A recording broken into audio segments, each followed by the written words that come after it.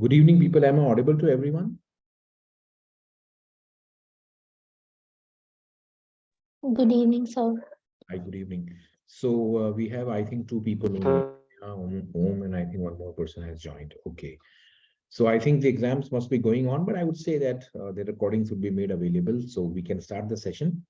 Now, last on the last two occasions, I had taken vocabulary, if you remember, and I just wanted to highlight the importance of vocabulary. Of course, these two sessions we had learned so many new words.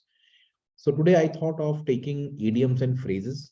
Idioms and phrases are very similar to vocabulary in terms of the way you use and study them. The only difference is that in idioms and phrases, also it is very difficult to use root words and all those techniques to remember the meaning of the idiom. In vocabulary, you can break the word into bits and pieces. You can somewhat guess the meaning from the root of the word. You can use the context to arrive at the answer. Even if you don't know the meaning, the context helps you explain, helps you to arrive at the right answer, right? But this kind of what you call as liberty is not there with the questions from the idioms and phrases. So idioms and phrases are one very important aspect of vocabulary.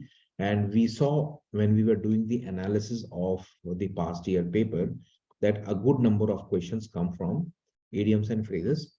So we were wondering how to study idioms and phrases. I told you that there is no shortcut technique to memorizing idioms and phrases. You have to learn as many new words as possible, and by solving a good number of questions you can become good in idioms and phrases. You can just hope that just a moment, let me share the PDF. Everyone can see the PDF now? है ना? PDF दिख रहा है सबको ना? Yes, Yes, sir. sir. है ना? तो शुरू करते हैं. There are 50 questions in this. There are most of the idioms are like simple to understand. They are not very difficult. What we are trying here is to understand, can we use some guesswork to arrive at the answer? That is very important, because most of the time the easy idioms you will definitely know, but the difficult idioms you will have some sort of challenge. But sometimes you can read the words in the idiom and you can guess the meaning of that, even if you don't know the exact meaning of the idiom. So let's start with the sheet here. Okay, so there are 50 idioms followed by 4 choices. Pick the choice that correctly captures the meaning of the idiom. So here we have the first question. It says from stem to stern. So what do you think would be the meaning? Now, I think not many of you would have heard this idiom. But if I ask you to mark something, what would you mark?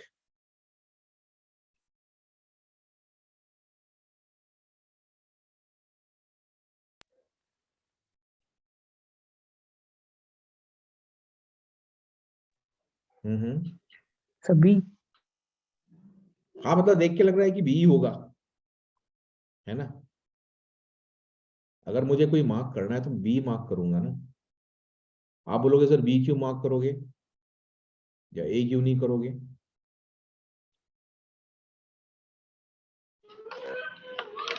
From stem to stern. Okay, कुछ भी हो सकता है, वो मुझे पता नहीं है.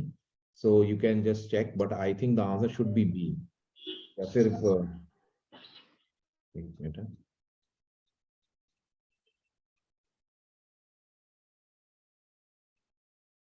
From the front to the back, इसका मतलब ये होता है. So it says here from stem to stern means from front to the back. So the answer is this. But ये भी हो सकता है इसका answer. I don't know, but I think this is given the meaning. ये तो पक्का नहीं है, ये पक्का नहीं है. So you can take your chances. 50-50 chances हमेशा ले सकता है आदमी. हवा ही नहीं है तो छोड़ दो. अगर आपको लगता है कि हाँ इन दोनों में से एक होना चाहिए तो आंसर मार्क कर सकते हो. ओवर एग द पडिंग क्या होता है? What do you mean bye over egg? कुछ ज्यादा ही. pudding is something that you eat, so over egg basically means you add too much of egg to the pudding.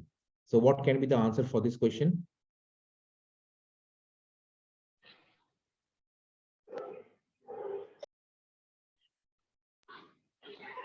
ये हो सकता है ना, ये पॉजिटिव दिखा रहा है, बट ये पॉजिटिव से ये तो ओवर एग नहीं आना चाहिए वर्ड, तो ये नहीं होगा। ओवर एग का मतलब ये तो नहीं कि ऐड इंपॉर्टेंट डिटेल्स होगा, ये भी नहीं आएगा। अब ये लिटरल हो गया ना, दिस इज लिटरल। ईडियम्स का कभी लिटरल मीनिंग नहीं होता है। Idioms are metaphorical. मेटाफोरिकल का मतलब क्या होता है, जैसे मैंने सपोज एक ईडियम यूज किया, once in a blue moon, ठीक है, तो इसको पढ़ के क्या लग रहा है आपको? आप बोलोगे हाँ sir, something that happens, something that happens on a blue moon day. इसको ऐसा लिखोगे आप लोग, something that happens on a blue moon day? Do you think any of you would mark the meaning as this one? Please tell me. No, sir.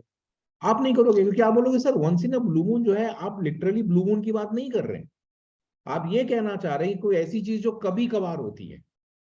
सो हमेशा याद रखना कि जो भी ऑप्शन लिटरली ईडियम की बात कर रहा है वो पक्का गलत होगा, क्योंकि मुहावरे जो होते हैं, जैसे भैंस के आगे बीन बजाना, तो आपको ये नहीं कर रहा हूं कि भैंस के आगे आप जाके बीन बजा रहे हो। That is not something that I am trying to communicate. I am trying to say that भैंस के आगे बीन बजाने का मतलब ये है कि basically to tell the wrong thing to the wrong person. So when you have an idiom, the words in the idiom should not be taken literally. But what this option does, this option takes the word literally. Over egg the pudding means you fill the pudding excessively with egg. But अगर ये ऐसा होता तो फिर ये तो idiom ना होता, ये तो लिटरल मीनिंग हो जाएगा, तो ये भी नहीं होना चाहिए। तो out of all the four choices A looks the best. Add unnecessary details to make something seem better or worse, something like this. Are we clear everyone? तो इस तरह का टेक्निक आप यूज करोगे ना, तो आपके जो आंसर्स की प्रिसिशन बेटर हो जाएगी। मैं ये नहीं कह रहा हूँ कि आपको हर इडियम का मतलब पता होगा, हो सकता है कि मैं भी बहुत सारे को पता ही नहीं क्या है यार ये मतलब, this is something for the first time I might have heard. But when I use my common sense, more often than not, I arrive at the right answer. So the thing is that if you fear idioms too much, you will leave them entirely. But if you use a bit of common sense, you can eliminate the options and you arrive at the right answer with great or less certainty. मोटा मोटी answer आ जाता है। जैसे कि अभी next वाले पे जाते हैं, it tells us turn over a new leaf. क्या लग रहा है इसका मतलब? अब यहां से अपने को आइडिया लगता है कि यार ये न्यू लीफ कुछ तो है, तो न्यू लीफ टर्न करना मतलब something which is new, so there must be something. Do a new job, do a somersault, read between the pages of a book और change one's behavior for the better। क्या लग रहा है? Do a new Sir, job. Sir A. ये नहीं होगा। अब ये पक्का नहीं होगा, क्योंकि ये न्यू लीफ लग रहा है लोगों को बिटवीन द पेज ऑफ। ये new leaf could be do a new job और it could be change one's behaviour for the better. इन दोनों में से एक हो सकता है, it can not be anything else, right? The answer given is A, to turn over a new leaf, change one's behaviour for the better. अपन new leaf use करते हैं ना कहीं पर, there is one more idiom with the phrase new leaf. कुछ सुना है क्या आप लोगों ने? देयर इज अ फ्रेज, एक और है इडियम जिसमें न्यू लीफ आता है। Take a new leaf out of someone's book. Have you heard of this? Take a leaf out of someone's book. हाँ, ये है, take a leaf out of someone's book. देखो ये भी इंपॉर्टेंट है, तो लीफ से मेरे को वर्ड याद आ गया, take a leaf out of someone's book. इसका मतलब क्या होता है? To copy someone else so that it brings you the advantages. जैसे कि फॉर एग्जांपल, जैसे आपका फ्रेंड है और he is able to score very well in the English section, so you might wonder यार कि ये कैसे कर रहा है। तो आपने उससे मिले, आप उससे बात किए, तो आपको समझ में आया कि हाँ ये बंदा सही काम कर रहा है। So you would say that I improve my score by taking a leaf out of my friend's book. So जब आप ये कहते हो कि I took a leaf out of my friend's book, that means you have copied और imitated something that also gives you the advantages. So ये होता है basically to take a leave. तो ये लीव से याद रखना, turn over a new leaf मतलब क्या? Change one's behaviour for the better. और take a leaf out of someone's book मतलब क्या होता है, to copy someone so that you get the advantages, you get some advantages out of that copying. एक word होता है बरी up the hatchet, आपने सुना है ये टेक अप दी हैचेट तो है, एक ये बरी अप दी हैचेट होता है। Have you heard of this?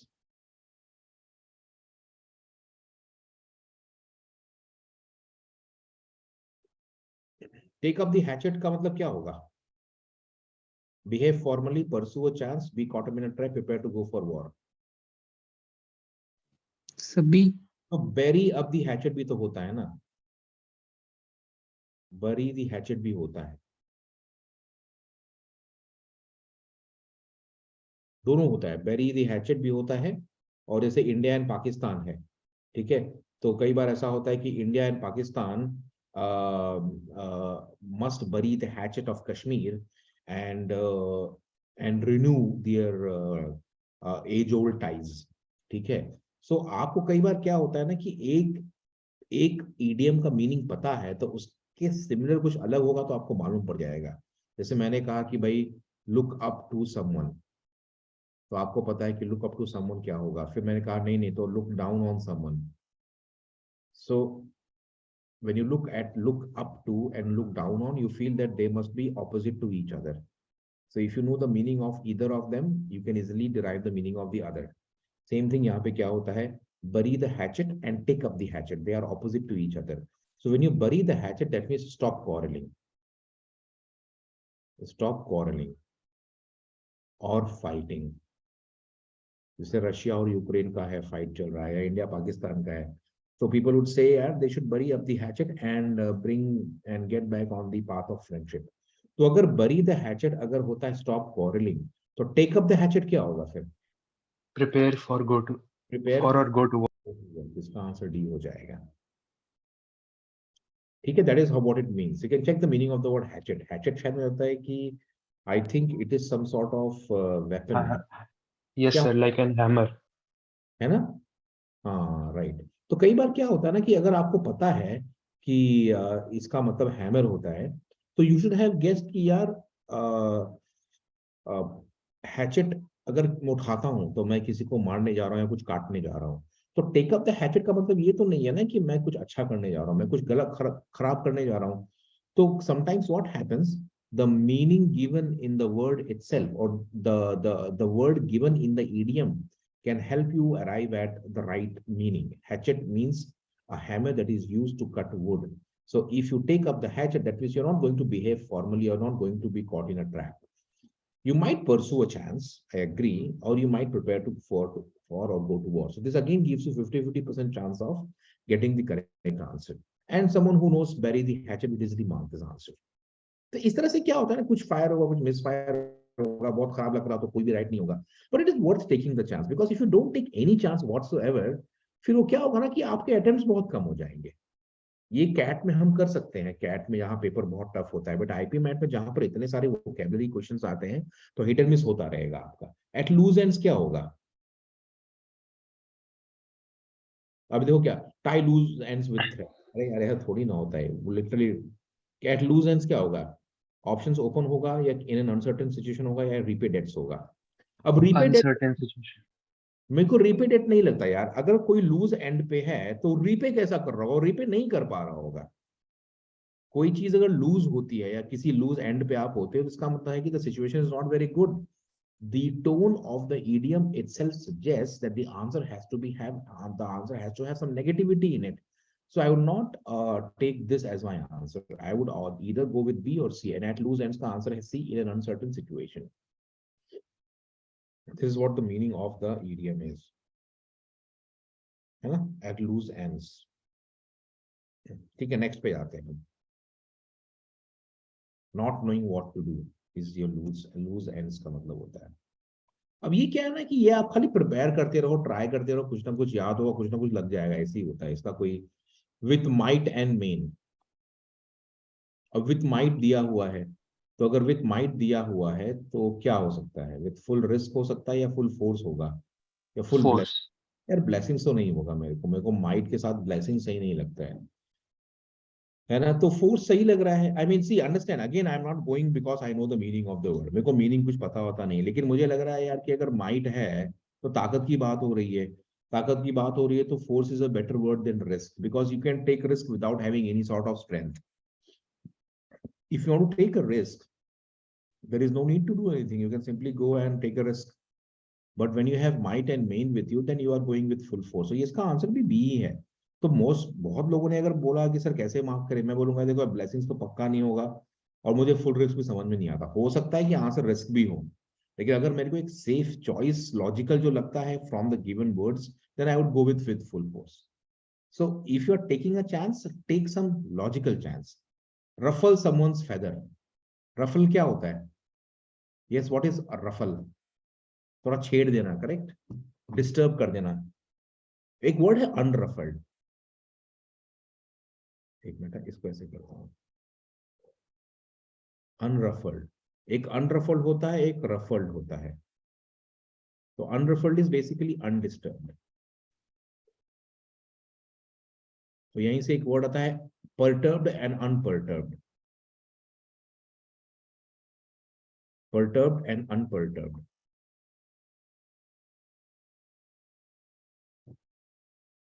Unperturbed का मतलब है without any disturbance, without any annoyance, without any composer, disturb नहीं हुआ है। जैसे कई बार क्रिकेट आप देखते हुए तो फास्ट बॉलर्स बॉलिंग करते हैं, तो फास्ट बॉलर जब टेस्ट में बॉलिंग करते हैं तो विकेट कीपर है, 3 स्लिप है, गली है, होता नहीं, शॉर्ट लेग भी डाल दिया उसने, तो the bowler is bowling very fast, 145 150 kilometers per hour, तो बैट्समैन was unperturbed, undisturbed। कभी कभी अंपायर जो होता है ना, बहुत अपील चल रही है, बार बार बॉलर्स अपील कर रहे हैं, but the umpire is unperturbed because through appeal you are putting pressure on the umpire, but the umpire is totally undisturbed. तो रफल समवन्स फेदर का मतलब क्या है कि फेदर को डिस्टर्ब करना। तो गैम्बल या एस्केप रिस्पॉन्सिबिलिटी तो नहीं होगा। So let me see what are the other choices, will have to go up just a moment. annoy somebody या show contempt for, क्या लग रहा है, क्या बेस्ट होगा? annoy, annoy सही लग रहा है ना, बिकॉज annoyance जो होता है वो डिस्टर्बेंस के साथ जाता है। so if you ruffle someone's feather, you are likely to annoy someone rather than show contempt for। contempt का मतलब क्या होता है वैसे? what is the exact meaning of the word contempt? देखो यहाँ से 2 वर्ड आते हैं। when I take vocabulary, I would go in all directions so that I can give you as many words as possible। रफल का मैंने बता दिया, उससे एक वर्ड आया perturbed and unperturbed। यहाँ से एक वर्ड आता है contemptuous, contemptuous, ठीक है, और contemptible, contemptible, और यहां से कंटेम्प्ट वर्ड आया। अभी कंटेम्प्ट ऑफ कोर्ट भी आपने सुना होगा, मुझे बताओ कंटेम्प्ट ऑफ कोर्ट का मतलब क्या होता है? मूवी वूवी देखते होगे ना, डायलॉग होता है this is contempt of court, तो मुझे बताओ कि कंटेम्प्ट ऑफ कोर्ट का मतलब क्या होता है? so judgment, हम्म देखो कंटेम्प्ट ऑफ कोर्ट का मैं कॉन्टेक्स्ट बताता हूँ क्या होता है, उससे शायद आप मीनिंग का अंदाजा लगा लोगे। कोर्ट में कई बार क्या होता है ना, देखो court is a place where you have to be well behaved. Court कोई मूवी थिएटर तो नहीं है ना कि सीटी मारने लगे, ताली मारने लगे। तो अभी आप कोर्ट में बैठे हो बिकॉज यू आर पार्टिसिपेटिंग और you are there as a, कोई कोई फंस गया केस में, तो कोर्ट कोर्ट में बैठे हो आप। अब कोर्ट में उठ के आपने, होता नहीं है मतलब, आपने चिल्ला दिया, या कोर्ट ने एक डिसीजन पास किया और आपने उसको ओबे नहीं किया, तो कैन आई से it would be contempt of court. Contempt का मतलब क्या होता है कि शोइंग डिसरिस्पेक्ट टू समवन। अब सुप्रीम कोर्ट ने कोई ऑर्डर पास किया है, उसको इम्प्लीमेंट करना है, और अगर होम मिनिस्ट्री उसको इम्प्लीमेंट करने में टाइम लगा रही है, जैसे कई बार होता है ना कि supreme court is an independent body, home ministry जो है वो तो भाई ठीक है यार, मतलब इट्स एन एग्जीक्यूटिव बॉडी, तो कई बार सुप्रीम कोर्ट जो ऑर्डर पास करता है वो होम मिनिस्ट्री को इम्प्लीमेंट करना पड़ेगा। अगर वो नहीं करता है तो क्या बोलेगा supreme court? This is contempt of court. Why contempt of court? Because the court has passed an order, it has to be implemented, you're not doing it, that means you are not obeying, you are disrespecting। तो contempt का मतलब क्या होता है? Disrespect और showing disrespect.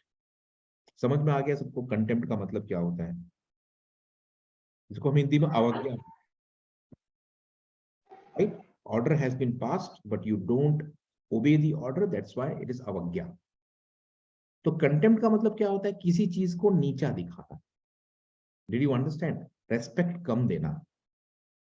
तो कंटेम्प्टुअस क्या होगा? Showing disrespect. कंटेम्प्टेबल क्या है? Deserving disrespect. Did you understand? Contemptuous is showing disrespect. Contemptible is deserving disrespect. जैसे कई आपको दिखाता हूं मैं कि कोई अब होता नहीं है, मतलब किसी ने कुछ कमेंट मार दिया, कोई बड़ा, मतलब जैसे ट्विटर पे लोग लिखते रहते हैं, someone is a big कोई बहुत बड़ा स्टार है, फिल्म स्टार है, बहुत बड़ा स्पोर्ट्स पर्सन है, उसने कुछ something he wrote which is let's say not good. तो लोग क्या बोलेंगे? A contemptible remark has been passed by Virat Kohli on his Twitter handle. तो contemptible remark क्यों बोलोगे? क्योंकि जो लिखा है that deserves some sort of disrespect, or rather that deserves disrespect. समझ में आ गया कि नहीं? तो contemptible का मतलब वो है something that should deserve disrespect or criticism. Contemptuous का मतलब है कि आप जबरन किसी को contemptuous smile, contemptuous behavior. भाई आप किसी पार्टी में गए, आप बहुत पैसे वाले नहीं हो, आपके पास कम पैसा है, और वहां पे जो बड़े बड़े पैसे वाले आए थे, आपको एकदम होता नहीं, देख रहे थे, अरे ये कहां से आ गया, तो आप क्या बोलोगे? Yesterday in the party there were so many people and they looked at us contemptuously. Did you understand now? Contemptuous क्या होता है? किसी को नीचे नजर से देखना. Contemptible क्या है? किसी कोई नीचा नजर दिखना डिजर्व करना है, मतलब he deserves to be looked down upon. Clear to everyone people? Contempt क्या है, contemptuous क्या है, contemptible क्या है? Yes, sir. तो एक ही वर्ड से आपको 3-4 वर्ड मिल गए. अब कंटेम्प्ट का मतलब सबको समझ में आ गया है ना? कंटेम्प्ट ऑफ कोर्ट भी वहीं से आता है. कट शॉर्ट क्या होता है? ये तो बड़ा आसान है यार. कट शॉर्ट क्या है? हाँ, नहीं पता क्या कट शॉर्ट? विराट कोहली's career was cut short by injury. बहुत सारे अच्छे अच्छे क्रिकेटर्स होते हैं ना, they couldn't perform very well because their career was cut short. तो cut short क्या होगा? Interrupt. इंटरप्ट हो जाएगा ना. करेक्ट. प्रेस तो नहीं होगा. डिलीट कैसे करोगे यार? मतलब होगा तब डिलीट होगा ना. कट शॉर्ट तो वहीं कट हो गया. तो इसका आंसर इंटरप्ट होगा, डिलीट नहीं होगा. बहुत लोग डिलीट भी मार्क कर देंगे. बैड ब्लड क्या है? अब लोगों को लगेगा बैड ब्लड तो बहुत अच्छा लगता है, इल फीलिंग हो सकता है. इसका आंसर है इल फीलिंग है. When you have bad blood between two people, इसका मतलब कहीं ना कहीं अच्छी फीलिंग्स नहीं है एक दूसरे के लिए. ध्यान देना, ये बहुत कॉमनली बहुत लोग मिस्टेक करते हैं इसके ऊपर. बैड ब्लड का मतलब होता है ill feeling. Clear to everyone? Yes, sir. Next वाला क्या है? An object of laughter. Laughing stock नहीं होता है. लाफिंग स्टॉक का मतलब क्या होता है? जैसे कि फॉर एग्जाम्पल मतलब आपने आईपी मैट दिया और स्कूल में बोल के रखा है, अरे आईपी मैट क्या होता है, ये चुटकी में निकालूंगा मैं, क्या है आईपी मैट. लोगों को मालूम पड़ गया यार कि ये तो बड़ी हाँक रहा है. आईपी मैट का रिजल्ट आया तो आपको नेगेटिव नंबर आ गए, वो स्कोर कार्ड किसी ने लीक कर दिया. तो what would you become? An object of laughter. हंसी का पात्र. हर कोई हंस रहा है तो कुछ लोग लाफिंग स्टॉक नहीं होते हैं. मतलब ऐसा कुछ बिहेवियर दिखाओ कि जैसे पाकिस्तान, मतलब कई बार पाकिस्तान का आप देखोगे ना, जो क्रिकेटर्स होते हैं उनका जब मैच के बाद जो इंटरव्यू लिया जाता है ना, मैच खत्म होने के बाद में उनको बुलाया जाता है तो उनको कुछ पूछा जाता है, they give very funny answers. The language of the answer is very funny. तो आप क्या बोलोगे? That so and so cricketer has become a laughing stock because the way he spoke, because of the answers which he gave to, let's say, Ravi Shastri or Ramiz Raja, whosoever. So a laughing stock is someone who is an object of laughter. ठीक है? storehouse of joke, object of desire, ये तो पक्का नहीं होगा, ये भी नहीं होगा, ये दोनों में से हो सकता है. तो again see there is always 50-50% chance. कई बार तो वर्ड से मालूम पड़ता है यार कि इसका आंसर हाई वैल्यू या ऑब्जेक्ट ऑफ डिजायर नहीं होने वाला. So use common sense and use your knowledge and you will get the right answer more often than not. यही तरीका होता है एडीएम को करने का. और बहुत टफ रहेगा तो किसी को नहीं आएगा, आपको नहीं आएगा तो किसी को भी नहीं आएगा, don't worry about that. Yes, 11th वाला क्या है? He and his neighbors are always at loggerheads. disagreeing on everything. या loggerheads का मतलब क्या है? डिसएग्री। याद रखो, ये loggerheads है, आपके हेड लॉग हो रहे हैं ऐसा, ठीक है? So when you are at loggerheads, you are disagreeing on everything. I am going to stay at home because I am feeling under the weather today. क्या होगा? Sick. सिक है, ठीक है? याद रखना, अभी इसमें हो सकता है कि डिप्रेस भी हो सकता है, अनहैप्पी भी हो सकता है, इरिटेटेड भी हो, बट अंडर द वेदर का मतलब पर्टिकुलरली होता है बीमार, ठीक है? आप सोचो कि अगर डिप्रेस्ड है तो अनहैप्पी क्यों नहीं होगा? तो कई बार ना ऑड वन आउट का आइडिया भी यूज किया करो। ऑड वन आउट का मतलब क्या होता है कि जो आंसर होगा वो बाकी तीनों से अलग होगा ना। अगर आंसर बाकी तीनों के बराबर है तो आंसर कुछ भी हो सकता है फिर। अब जो डिप्रेस्ड होता है वो भी तो अनहैप्पी होता है ना। If you get very bad score in IP Mat, you would be unhappy. You would also be depressed. I mean, don't say I'm in depression. Depression क्या होता है कि एक sustained period of time तक unhappy होना. That is known as depression. So unhappiness and depression go hand in hand. तो अगर under the weather का आंसर अगर unhappy है तो depressed भी तो हो सकता है। इसका मतलब ना A होगा ना B होगा। So under the weather could be sick.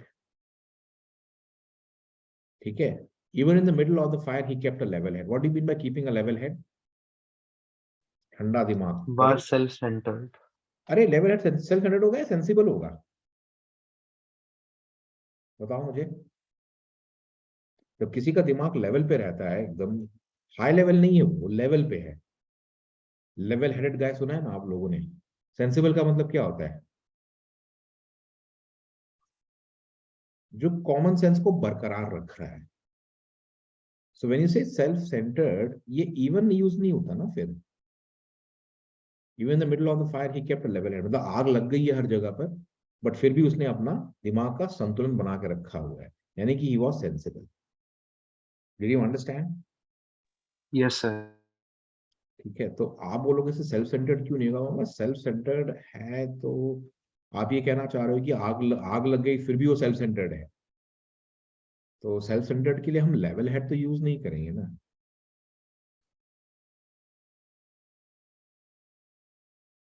Also go with the tone of the idiom. Sometimes the tone of the idiom can be used to mark the right answer.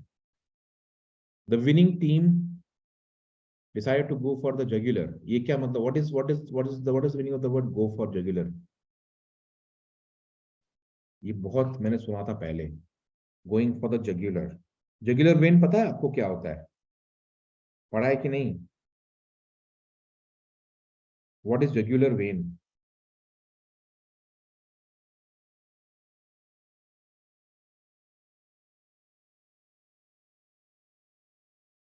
तो jugular vein जो होता है वो basically blood connecting होता है head और heart के बीच। So if you destroy the jugular vein, आदमी खत्म हो जाता है। So if you go for the jugular, उसका मतलब क्या होगा? Attack all out. Of course, jugular vein जो होता है वो इतना इंपॉर्टेंट होता है कि वो आपके हार्ट से जो ब्लड है यहाँ का यहाँ पूरा करता है वो। तो जो एक गला नहीं काटते हैं, they attack here, they basically cut the jugular vein. The moment you cut the jugular vein, जो ब्लड सप्लाई है वो पूरा बंद हो जाता है immediately. the head has no control on the heart and the person dies there and then. उसको बोलते हैं जगुलर। तो जब आप गोइंग फॉर जगुलर करते हो मतलब कि जगुलर वेन के लिए जा रहे हो, not literally you are going and cutting someone's jugular vein, but you are doing something very aggressive, and that is what it means, attack all out. That is what we mean. So कई बार क्या होता है, मैं तो भूल गया था कि जगुलर ये मतलब क्या होता है, बट मुझे याद था कि जगुलर जो होता है जगुलर वेन के लिए यूज होता है, तो बेसिकली ब्लड सप्लाई करता है। तो from this I got to know कि यार ये फॉरफीट नहीं होगा फिर। फॉरफीट का मतलब पता है क्या होता है? त्याग देना, छोड़ के भाग जाना। और गिव इजी अपॉर्चुनिटी में नहीं होगा, तो इसका मतलब आंसर डी होना है। तो कई बार क्या होता है कि यू बेसिकली वो 2 और 2 5 वाला काम बहुत चलता है वोकैबुलरी के अंदर, स्मार्ट गेसिंग जिसको बोलते हैं लोग।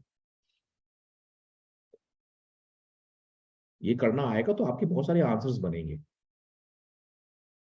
Everybody thought Asha and Ashok were a very happy couple, but it was all just make believe. Make believe क्या होता है? Anyone with the meaning of the word make believe? अच्छा, एक वर्ड है pretentious. यहां से मैं बहुत सारा वोकेबलरी भी करूंगा. एक वर्ड है pretentious. What is pretentious? किसी ने सुना है इसका मीनिंग क्या होता है? अच्छा छोड़ो, वो तो आपको पता. प्रिटेंड का मतलब क्या होता है? I was pretending.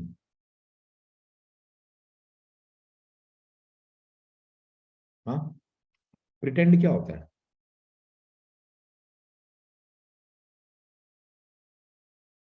अरे कुछ तो बोलो भाई लोग.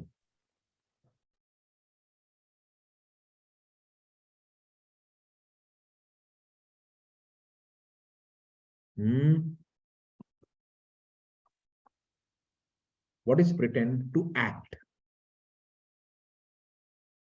Yes or no? कई बार आप होता नहीं, you pretend as if you are innocent. कभी देखा आप लोगों ने? क्लास में देखा होगा ना, सम पीपल प्रिटेंड. क्लास में टीचर लेक्चर दे रही है, बच्चा अपने दुनिया में खोया हुआ है. जब टीचर ने बोला कि ए गेट अप, तो he is acting as if he was very attentive in the class. Yes और नो? होता है ना ऐसा? Yes, sir. Yes, sir. तो क्या कर रहा है? प्रिटेंड कर रहा है ना. You are pretending as if you know nothing, है ना. आज क्लास बंक करके आप पिक्चर देख रहे थे. पापा ने आके घर में ऐसे ही पहुंचे, पापा ने पूछा भाई क्लास कैसी रही बेटा आज? हाँ बाबा बहुत अच्छा था, एकदम मजा आ गया, बहुत अच्छा पढ़ाया, I could get all the questions correct. या फिर आप इतना नहीं बोलोगे, आप बोलोगे हाँ मतलब, you will act as if you have been, you know, very attentive in the school today, but आप तो स्कूल गए ही नहीं. तो you pretend basically means you act. तो pretentious का मतलब क्या होता है? जो हमेशा ऊपर ऊपर से दिखावा करे. तो pretense क्या होगा? उसका नाउन है. pretentious एडजेक्टिव है, याद रखो, एंड pretense नाउन है. Clear to everyone? तो अगर pretend दिखाना होता है, तो can I say that it was just make believe, means वो खाली दिखाने के लिए था. Everybody thought Asha and Ashok were a happy couple, but यानी उसका उल्टा था. तो ऊपर ऊपर से दिखाने की कोशिश की कि वो बड़े खुश हैं, लेकिन हकीकत कुछ और ही था. तो कैन आई से it was just a pretence, a show? Yes और नो? Yes, sir. है ना. देखो क्या होता है कि आपको है ना थोड़ा दिमाग लगाना चाहिए. Everybody thought they were happy, but यानी कि ऊपर ऊपर से दिखाए से कि शादी वादी पार्टी वार्टी में कैसा होता है, कपल्स का ऐसा लग रहा है यार कितना प्यार होगा आपस में, और घर में मारा मारी होती है. So publicly people show as if they are very happy, they are very much in love with each other, but in private life it is something entirely different. So everybody thought that Asha and Ashok were a happy couple, but it was all just make believe. Make believe का क्या है? ऐसा कुछ दिखाओ कि लोगों को विश्वास हो कि आप बड़े खुश हो. ठीक है, इसको बोलते हैं make believe. The entire Bollywood is make believe. Make believe क्या? Pretense, दिखावा, दिखावेबाजी. Let's go and see the next set.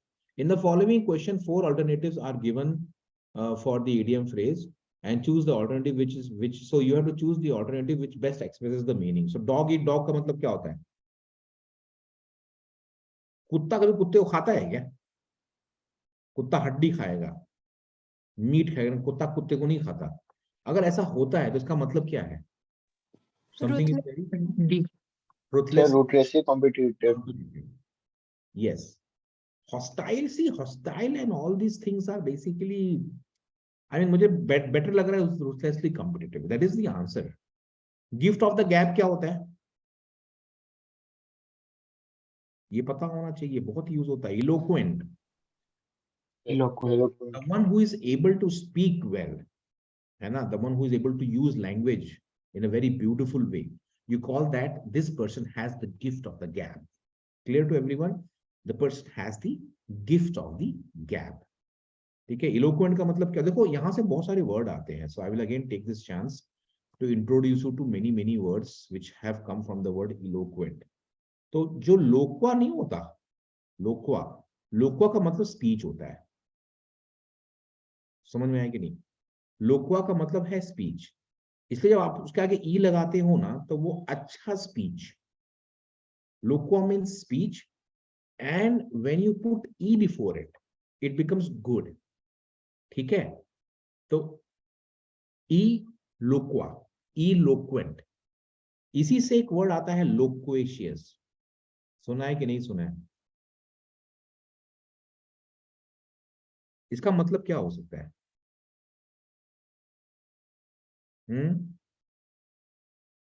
talkative, sir बहुत जो स्पीच देने में अच्छा हो। यार, इस वहां नहीं, इलोक्वेंट हो गया फिर वो। ऑफ कोर्स आप बोलोगे सर लोक्वा है तो स्पीच है, तो लोक्वेशियस क्या होगा? स्पीच। इलोक्वेंट उसका मतलब है अच्छा स्पीच देने वाला। That's why gift of the gap में हम इलोक्वेंट मार्क करेंगे। लेकिन लोक्वेशियस का मतलब होता है बकर बकर बकर बकर, इतना बकर है ना कि तुम मतलब सो नहीं सकते। टॉकेटिव है ना, loquacious means what? Talkative, to talk too much. ठीक है, इसी से एक वर्ड आता है, मैं यहां से एक वर्ड दिखाता हूँ, वाइवेशियस। आपने सुना है word loquacious and vivacious? Compare करना। Have you heard of the term vivacious before? नहीं सुना है ना? whenever you have OUS, it basically means that ये एडजेक्टिव है। ठीक है, अब ये वाइवा पकड़ते हैं। ठीक है, जो विव होता है ना, विव, इसका मतलब लाइफ होता है, ये मैंने पढ़ा है इसमें। ठीक है, तो आपने देखा है vivid, revive. What is revive? इसका मतलब क्या होता है? वापस जगाना, मतलब जो bring back to life, correct? Yes और नो? हाँ या ना? आप रिवाइव करते हो ना किसी को, you try to revive something. ऐसा नहीं कि आप किसी जो मरा हुआ चीज को ही रिवाइव करते हो। जैसे फॉर एग्जाम्पल क्लासिकल म्यूजिक खत्म हो गई, but some people would try to revive classical music. और let's say T20 cricket is dominating cricket, so some people will try to revive test cricket. Yes or no?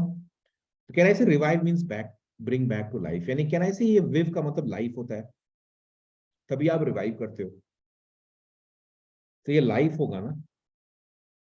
तो vivacious वो होता है जो lively बातें करे, मतलब बातें तो बहुत करती है but she looks lively when she talks. आप समझ में आ गया वाइवेशियस क्या होता है? So vivacious, loquacious is purely talkative and may not be very pleasant, but vivacious का मतलब है talkative with great sense of liveliness in her face, on her face, and it is particularly used for women. The word vivacious is particularly used for women. बहुत tip tip tip tip करती रहेंगी, but they are very lively when they talk, and therefore it's very attractive. Loquacious is pure talkative. It could be anyone. Clear to both, everyone? What is embarrassing? Embarrassing क्या होता है?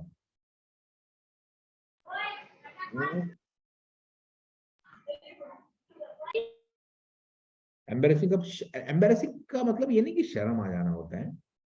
Embarrassing का मतलब क्या होता है कि ऑकवर्ड सिचुएशन नहीं होता है। आप खाना खा रहे हो, आपको बताता हूं एम्बेरसिंग क्या होता है। आप खाना खा रहे हो पार्टी में, और ऐसा खा रहे थे और प्लेट गिर गया हाथ से, तो कैसा लगेगा आपको? मजा आएगा क्या? गुस्सा भी नहीं आएगा, चिढ़ भी नहीं होगी, एनोयंस भी नहीं होगा। उस फीलिंग को आप क्या बोलोगे? एम्बैरेसिंग। समझ में आया कि नहीं? Clear to everyone? इंसल्ट नहीं होता भाई, खाना खा रहे हो प्लेट गिर गया तो इंसल्ट कहां से हो गया? लेकिन don't you feel that in front of others थोड़ा सा ऑकवर्ड फील हुआ आपको? यस और नो? इसलिए उसको बोलते हैं embarrassing situation. What is an embarrassing situation? A situation in which you feel little awkward, a bit of थोड़ा सा यार मुंह छुपाने का मन करता है। ठीक है, to eat one's own words का आंसर क्या होगा? इसका आंसर क्या होगा? To eat one's own words, ये तो बहुत कॉमन है। I will not give the meaning, tell me what is the meaning of it. Forced to retract one's own statement. आपने कुछ बोला, यस सर। है ना। आपके पापा ने बोला अरे क्या होगा इसका, आईपी मैट कुछ नहीं कर पाएगा, ये कुछ नहीं होने वाला इससे, देखता हूँ क्या करता है। उसके बाद में आपने आईपी मैट फोड़ के दिखा दिया। Then what have you done? You have made your father eat his own words, right? So you have forced him to retract his own statement. Retract means take back.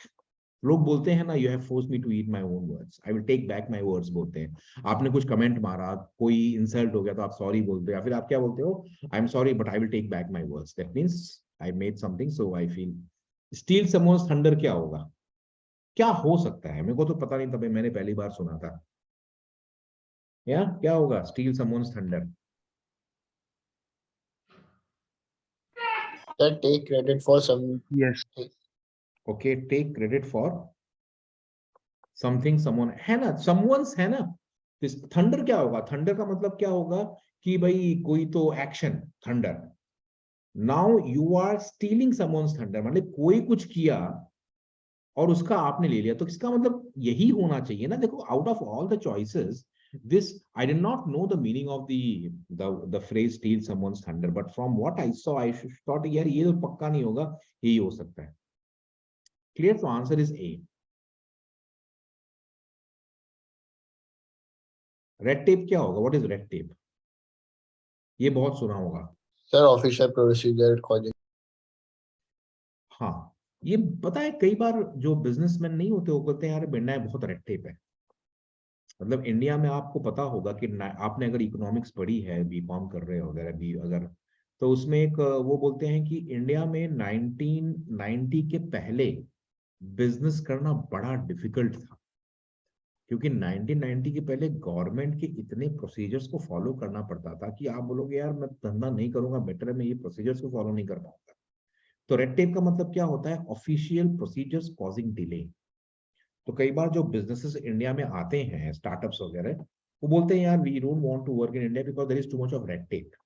तो red tape का मतलब क्या होता है कि इतना process है ना, इतना कि उससे बहुत डिले होता है, there is so much of a procedure involved that it causes delay। तो उसका मतलब अब ये देखो, ये labeled red for something dangerous, too much literal meaning, to be cleared very fast, नहीं तो procedure सब बाहर जाएगा, तो इसका आंसर A है। A very very common word and you should understand this word because red tape बहुत commonly use होता है। Yes, our manager is feared by everyone for he is as hard as nails। मतलब क्या, unrelenting। अनलिंडिंग का मतलब होता है unforgiving. इसका आंसर मैं बताऊं,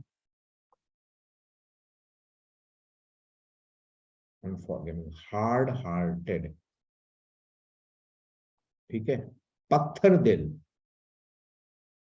ठीक है, he struck several bad patches before he made good. इसका मतलब क्या है, ये तो पक्का नहीं होगा। C. हाँ, डिफिकल्टीज होगा।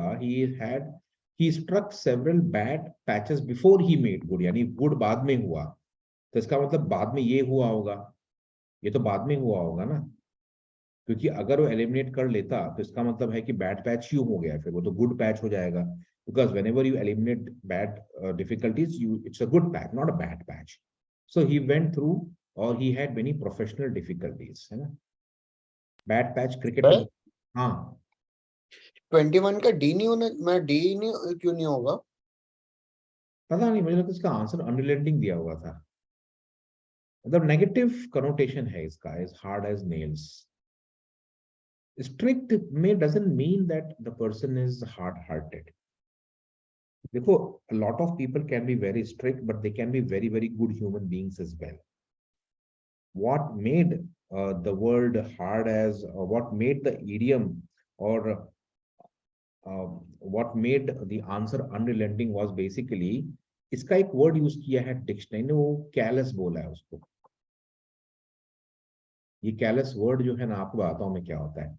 कैलस का मतलब क्या होता है कि जो कोई ऐसा काम करे कि जो पाम नहीं होता उसका, जैसे आपने देखा होगा जो लेबरर्स काम करते हैं ना, Yes, खड्डा sir. उनका जो पाम होता है ना बहुत कड़क हो जाता है, या आप छाले पड़ जाते हैं। छाले बहुत कड़क हो जाएगा, तो आप छुओगे तो आपको लगेगा यार बहुत हार्ड है, तो उसको बोलते हैं callus. But it is not literally use always for hard hands, it is also use for people जिनका दिल जो है ना उसमें इमोशन सब नहीं रहे।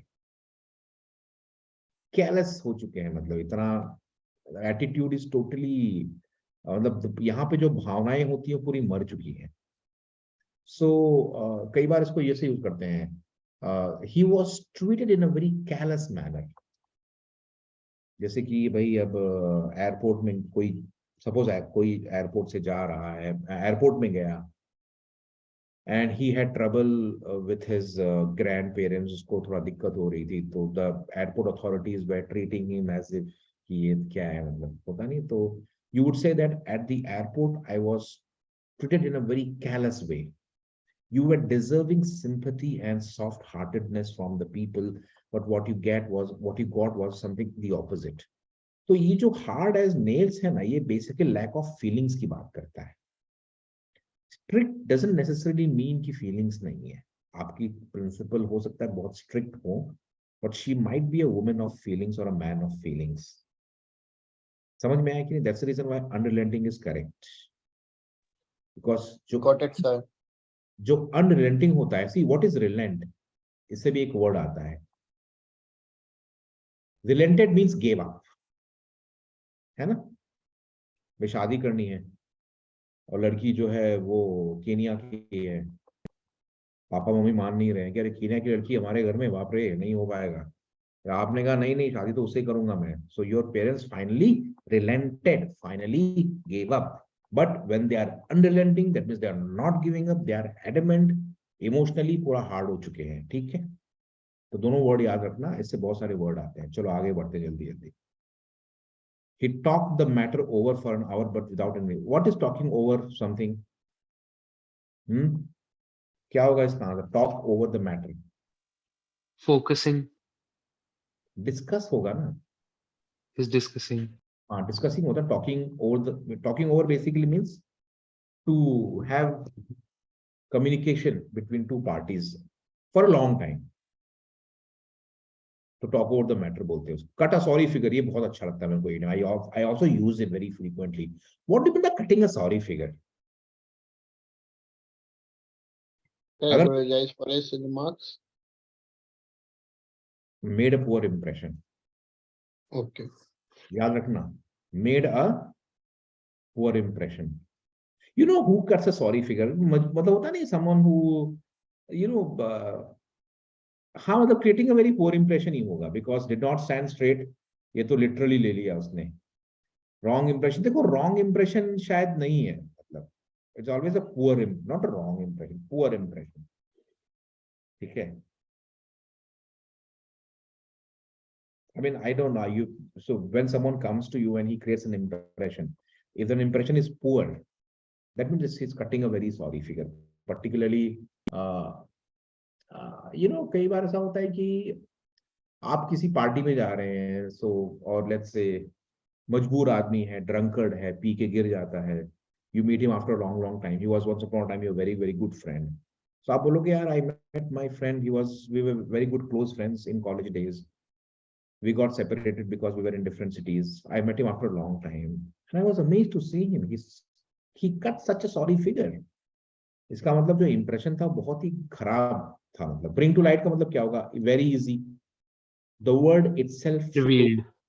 Yes, reveal, bring to light. So, the words are self-explanatory. They explain to you what the meaning is without any of this. ठीक है, चलो. What is making a mockery of something? The trial made. Disrespecting. Okay, disrespecting तो क्या होगा? Disrespecting fine. तो mock trial तो नहीं होगा ना, ये तो नहीं होगा, ये भी Made the system look ridiculous. made the system look ridiculous और there was no serious outcome. दोनों हो सकता है ना. Yes. दोनों पॉसिबल है आई थिंक ना.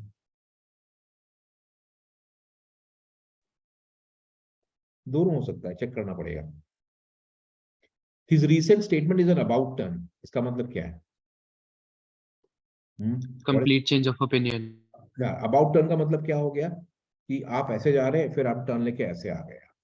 So about turn basically means a complete change in direction, or here in this case it's a complete change of opinion. When he left he was extremely disappointed. I think he has gone for good.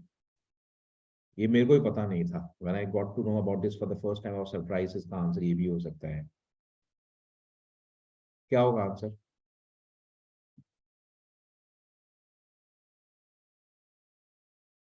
Head to a good place. Okay, तो एक answer है to went to a good place. Permanently. Okay. Foreign country होगा क्या? No, sir. Or to seek good fortune. Actually क्या हुआ था ना, मैं भी, of course I had heard this many a time before in the past. But I always thought that when someone has gone for good, इसका मतलब है कि they have gone to see good fortune or maybe a good career, a good job. That's what it meant. So in one of the SBI bank PO papers, one of my students got this answer key and said, sir, मेरे को लग रहा है he has gone for good. Answer गलत है, इसका answer तो ये होना चाहिए. मतलब something like this was the option. So I thought हाँ मुझे भी तो यही लग रहा है, because मैंने भी बहुत बार सुना है मूवीज वगैरह में, कभी ध्यान नहीं दिया, because it is so much self explanatory. He has gone for good का मतलब क्या होगा भाई? You have gone for good means you have gone for good things, for good life, for good job. लेकिन he has gone for good का मतलब होता है permanently. I am living for good. So आपको सोच के लग रहा होगा यार ठीक है, I am living for good का मतलब क्या होता है? Good job, good career, good something, good, you know, whatever it might be. But surprisingly, when you leave for good, it means permanently or forever. Then I started connecting this word with all the movies that I had seen. And whenever I watch English movies and when they use the phrase, I'm living for good, it matches the context. It means basically you're going forever. है ना? समझ में आया कि नहीं? Yes, sir. हाँ, ध्यान देना, ये बहुत अच्छा है, बहुत इंटरेस्टिंग भी. I never thought for long time I was mistakenly believing that the going for good basically means going for good fortune or good things or good luck or something like that. It means permanently. To grease the palm, ये तो बड़ा आसान लगता है. क्या होगा? To bribe. Lubricate मत बोल देना यार, rub the oil. ठीक है, to bribe, yes, to grease the palm means to bribe. ठीक है, again, you know, you use some sort of intuition to mark the answer. You find a black sheep in every community.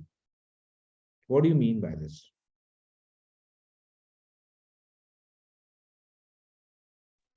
What could it mean? One who is The one who? A.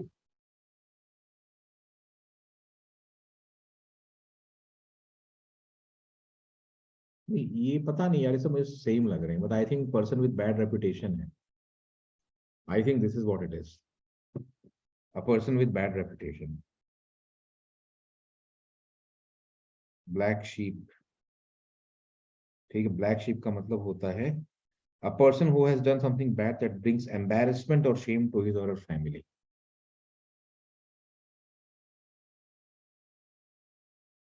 And a person who has done something bad, rather than living a life of shame, एक minute, rather than living a life of shame, it is basically doing something bad.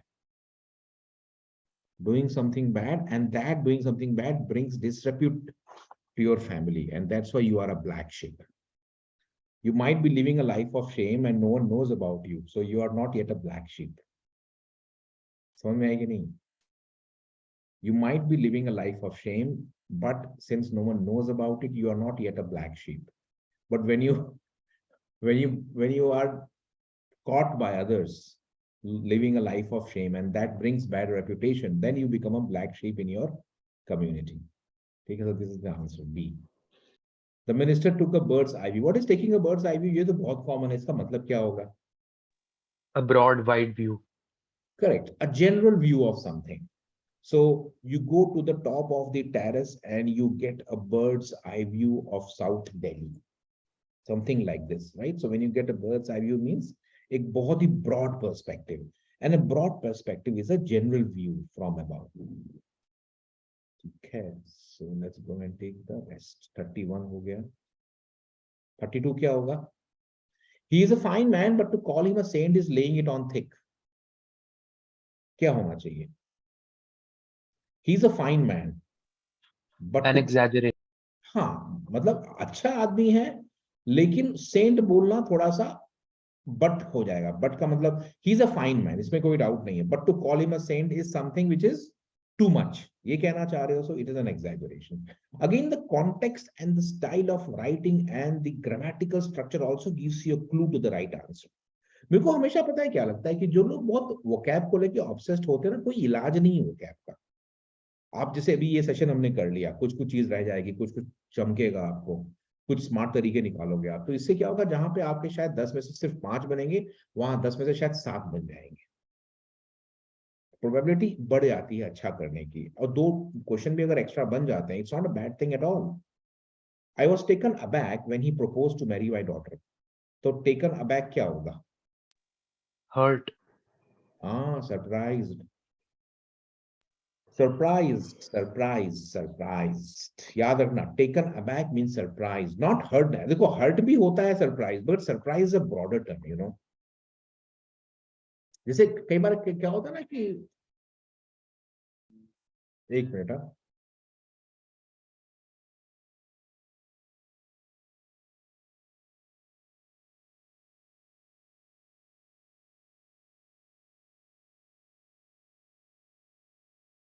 हाँ, I was taken aback का मतलब क्या होगा? Surprised, not necessarily hurt. Shocked भी नहीं होगा, hurt surprise हो जाता है।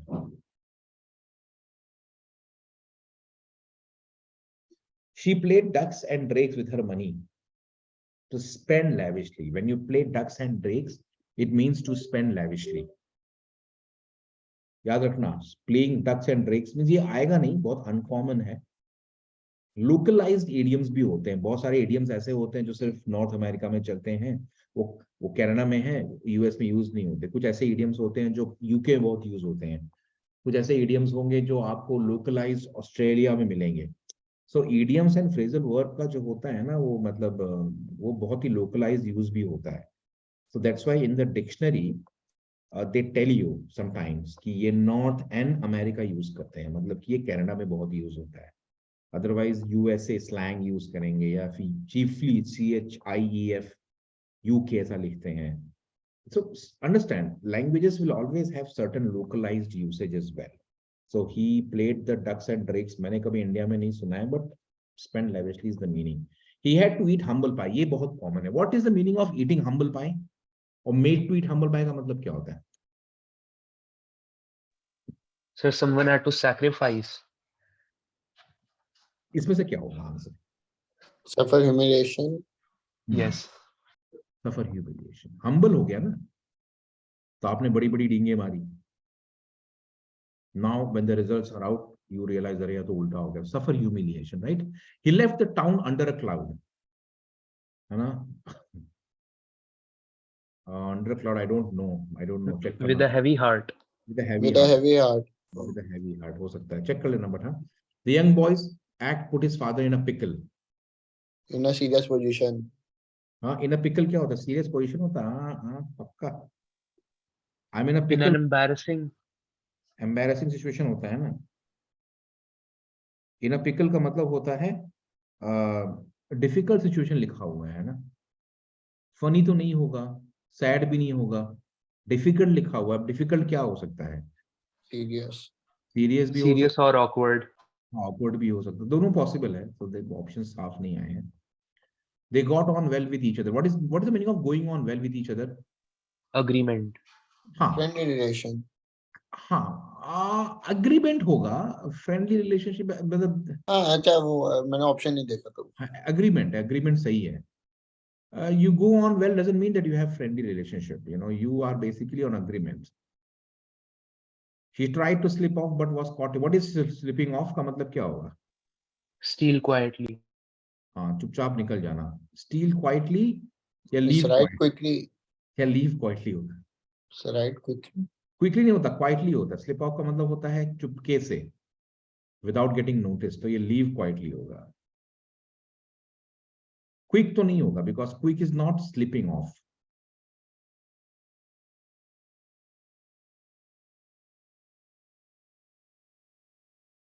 देखो ना, कॉट हो गया ना, स्टील नहीं हुआ, स्टील को चोरी करना होता है, not necessarily slide. Slide word सही नहीं है एक्चुअली, कोई चीज स्लाइड होती है, people don't slide, people go on their own will. Slide laptop होगा, जैसे I was carrying my laptop and it slided from my bag, चीज है ना। बच्चा बहुत छोटा सा है, आप उसको कैरी कर रहे हो, स्लाइड हो सकता है वो, ऐसा है, पोजीशन चेंज हो गया। तो slide is basically something that happens without will power. तो objects will slide which have no consciousness. तो या फिर वो गो होगा या फिर लीव होगा, but quietly is making more sense because you don't try to create a fuss and don't get observed by anyone. I am looking forward to her arrival. क्या होगा? Very easy. Expecting with pleasure. Expecting with pleasure, right? What is beating a dead horse means?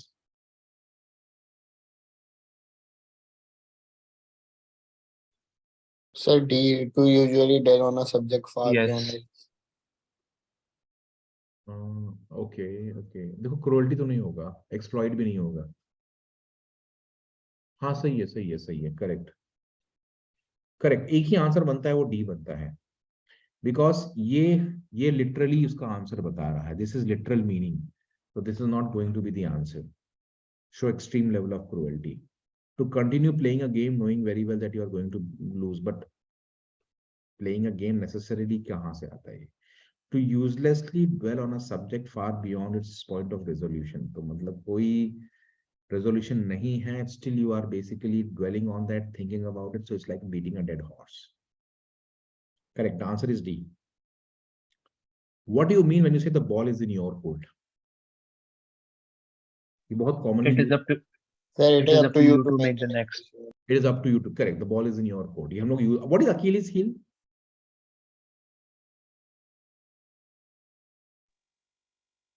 Achilles heel क्या होता है? आपने कहा suppose sir अकीलिस का, उसे आपने स्टोरी सुना होगा ना, he was a very very brave warrior, Yes, sir. But उसको एक कर्स दिया था कि उसका जो हील है वो वल्नरेबल है, यानी कि he can fight anyone but the heel is vulnerable, so if someone attacks on his heels he would not be able to recover. C. Sir, C, a fatal weakness. A fatal weakness in spite of overall strength. Correct. Achilles was a great warrior, but he had that weakness in the heels. What is beating around the bush? Sir, to treat a topic but omit its main point of often हाँ intention. मतलब main मुद्दे पे नहीं यार, गोल गोल गोल गोल बातें हो रही हैं, है ना? बीटिंग बाय द बुश, तो लोग बोलते हैं stop beating by the bush and come to the main point. What is a moot point? Disputed, याद रखना, जिसपे कोई मतलब जिसपे कोई वो आर्ग्यूमेंट छिड़ा हुआ है, it's a moot point. What is to face the music?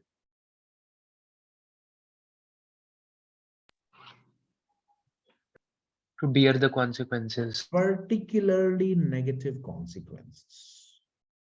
Particularly consequences positive भी हो सकते हैं, negative भी हो सकते हैं, but when you face the music you particularly bear the negative consequences. Are we clear?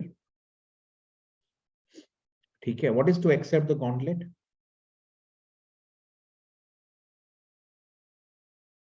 Challenge. To accept the gauntlet means to accept the challenge. ठीक है, याद रखना इस बात को. To accept the gauntlet means to accept the challenge. कोई तरीका नहीं है, यही तरीका है. What is getting on the nerves means? To lose confidence. What do you mean when you say To be an something gets irritant. on your nerves? Huh? To be an To- irritant. To be an irritant, right? Yes, yes, yes. When someone gets on your nerves, बहुत ज्यादा मतलब ये होता ना, आप किसी party में गए, कोई आदमी है बार बार फालतू जोक मार के सबको हंसाने की कोशिश कर रहा है, बट हंसा नहीं पा रहा है और फालतू जोक मार रहा है, तो आप बोलोगे sometimes Kapil Sharma gets on my nerves. Or maybe some of your friend, you know, who don't have good manners, You will say his behavior sometimes gets me on nerves. जब कोई nerves पे आपके आता है तो आपको बहुत irritate करता है. Turn up का मतलब क्या होगा? appear, No one turned up. Yesterday, there was an extra class on economics, but no one turned up. No one appeared, है ना? On thin ice मतलब क्या होगा? in a precarious, risky situation. Correct, यही हो सकता Yes, है. देखो अब इसमें विंटर विंटर मत डाल देना यार. To keep feeling winter to lose one's का प्रिकेरियस सिचुएशन, आंसर बी होगा. इडियम्स एंड फ्रेज का कोई इलाज नहीं है. मतलब ये बस वही है कि, और ऐसा नहीं कि you are the only one who is weak in idioms and phrase. More or less ये कल्चरल चीज होती है.